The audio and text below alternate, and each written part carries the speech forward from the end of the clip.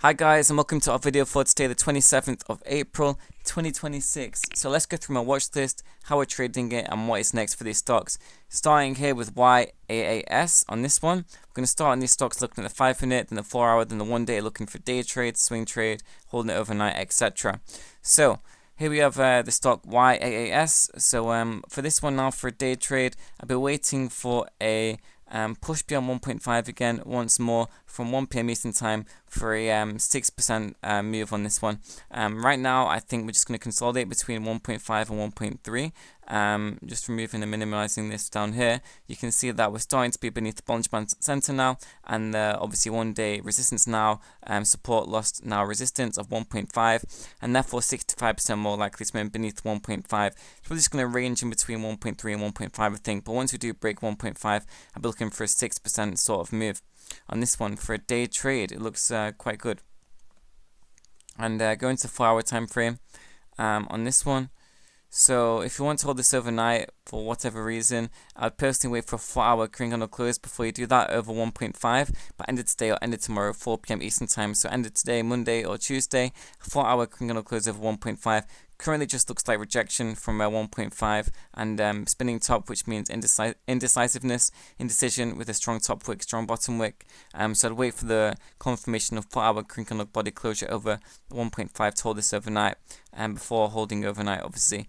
And going to daily time frame, we will have a look. We're currently rejecting from 1.5 also, but more importantly also rejecting from the death cross of the 60 EMA here, around 1.45. So again, we're only going to get above this once we're above 1.5, obviously. So daily close of 1.5 in this one would be good for a swing trade and hold it overnight. And we're looking for the next level to be hit, 1.85 again, for a 20% sort of first target on this one, for a swing trade, or just the 4-hour time frame if that's what you want for this trade. But looking at the 5-minute time frame, if we were to lose 1.3, I do believe we would be done on YAAS. So let's just keep an eye. This may happen earlier, a break over 1.5, and again I expect it to run at least 6%. So we'll be keeping an eye on that one.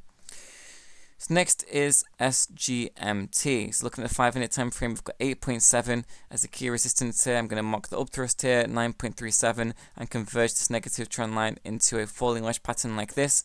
We're currently starting to trend above. I've had the Bollinger Band center positively crossed the ATMA, which is good and bullish. It's like a little man's golden cross, and a push beyond 8.7 should see us run at least 7% on this one, to retest these 9.3 sort of area. So I'll be watching this over 8.7 for a day trade. I'm just going to rectify myself there and just call it a 6% first target, with a push beyond 8.7 on this one. However, if we were to lose 7, I'm just going to change this to 7. It'd be a major support lost, as well as a failed golden cross retest on this one. So if we lose 7, we are done, and that's for a day trade and a swing trade altogether. Looking at the 4-hour time frame, looks quite good for potential holding this overnight, because a 4-hour candle close of 8.7 should see us continue towards 10.5, around again a 20% sort of move, 15-20%. And this one's worth $8, obviously, so it's starting to walk into the mid-cap territory of terms of how it's valued. So yeah, it's going to become less volatile and become more steady once you're holding this. And a 4-hour candle close end of today, end of tomorrow, 4 p.m. Eastern time, over 8.7 should see us come and test that 10.5 level. And the daily time frame again, you just let's have a look. So I mean, obviously we've broken out here.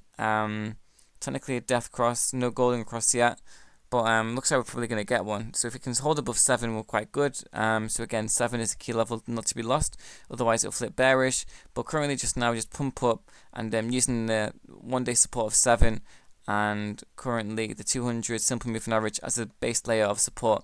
The daily close of 8.7 should see us hit 10.5 also, but focus more on the 4-hour time frame on this one, on SGMT. And then finishing up here on PAPL, so I say YAAS looks best for a day trade, and the previous one looks good for a swing trade. So this one here, doing nothing really. So PAPL needs to lose 1.2, and because the next resistance above us is 1.6, which seems like a mile away, so I'll be waiting for 1.2 loss. So what I'd like to see is a big falling wedge pattern like this,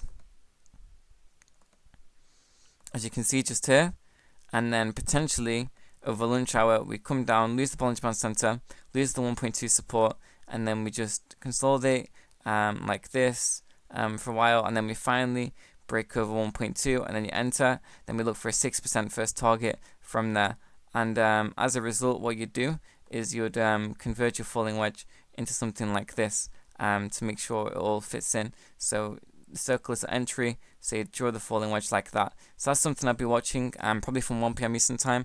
A reclaim of 1.2 on this one.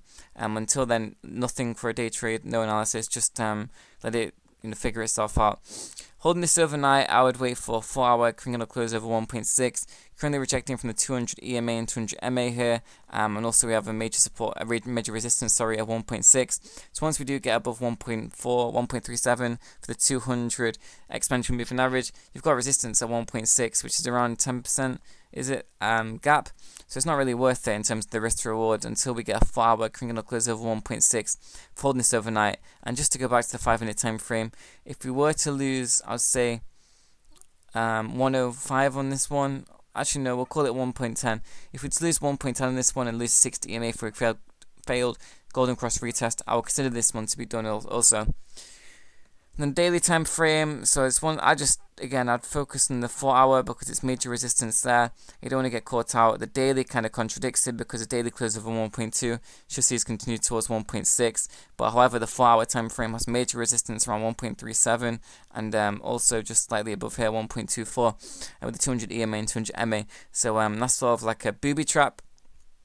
And the 4-hour you want to avoid.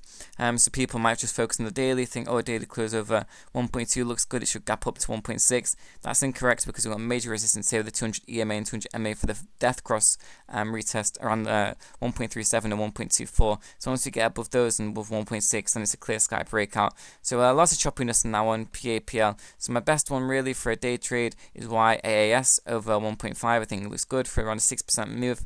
And I think this for a swing trade looks good over 8.7 SGMT, and until then I'll just wait for movement as explained on PAPL. So yeah, thanks for watching guys, check us out, link in the video description and the Twitter bio. So thanks and catch you all later.